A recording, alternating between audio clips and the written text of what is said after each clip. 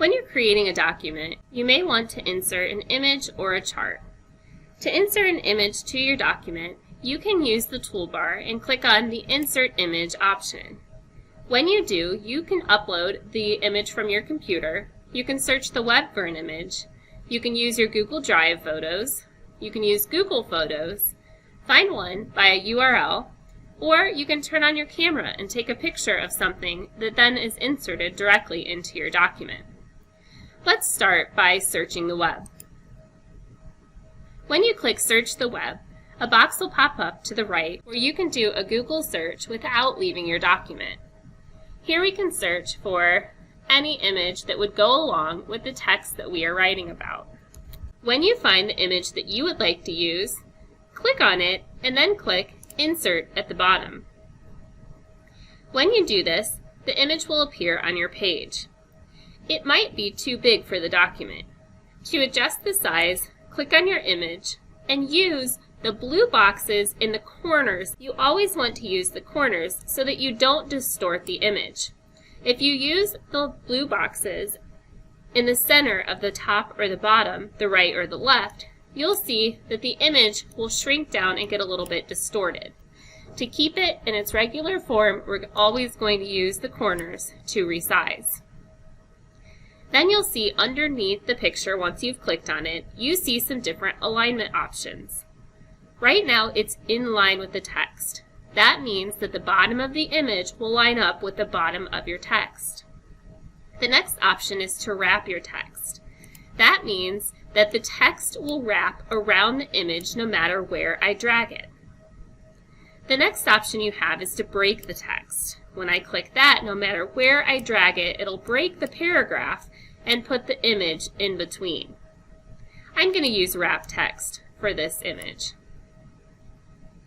Next, you'll see the margins. This is the area between the picture and the text. If I choose 1 inch, notice that it moves the text further away from the image. If I choose 0, it'll put the text right next to the image. I'm going to change it back to 1/8 inch. Next to that, you have the option to choose if you move with the text, fit positions on the page, or look at your position options. Your position options will open up your image options to the right. Another way that you can open up those image options is to, once you've selected your picture by clicking on it, click Image Options on your toolbar. Here you have the ability to change the size and the rotation. So if I want, I can adjust the angle of my image, and you'll see that it is slowly changing as I increase by 1 degree at a time. You can choose the text wrapping option that we just took a look at. If you want, you can change so that it only wraps the text on the left or the right. You can also then adjust your margins to be anything that you would like. Under that, you'll see the ability to recolor your image. If you would like to slightly change the color, you have options down here at the bottom. If you ever can't see all of your options, collapse your other formatting choices so then you can see all of your choices. If I select one of the recolor options, you'll see that it changes the image slightly to the color that I chose. Finally, you have some picture adjustment options. If you would like your image to be transparent, meaning that you can see text behind it, you can change that transparency. In addition, you can change the brightness or the contrast. At any point, you can reset it back to how it originally was. Finally, once you've selected your image, on your toolbar, you have the ability to add a border around your image by clicking your border weight option, and then you can change the color of that border if you would like to. Finally, you can choose if that is a solid, a dotted, or a dashed line. The next thing that you can do is crop your image. The crop image tool is right next to your borders options. When I click on crop, you'll notice that I can now crop from the corners, from the top, bottom, right, or left. When you crop an image, it's kind of like cutting off a side of the image. When you're happy, click off of the image and you'll see the crop take place.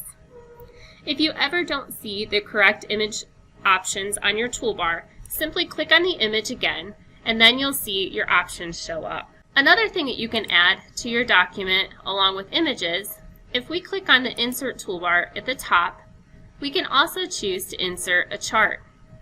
We can choose a bar, column, line, or pie chart, and we can also choose one from Google Sheets if we've created one there.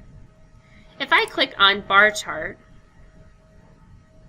it'll pull in a bar chart for me, and then I can customize the different options. To customize this chart, I simply click in the upper right-hand corner, and then I select Open Source. This will open up a Google Sheet with the different options. So I could change Team 1, 2, 3, and 4, and I can also change the numbers. When I do this, if I go back to my document, notice that as soon as I click Update in the upper right corner, it'll update to any changes that I have made. The options for a chart that you insert onto your document are the same as an image. You can change the size and rotation, your text wrapping, you can recolor, choose adjustments, etc. You can also resize your chart and move it wherever you want on your document by dragging and dropping.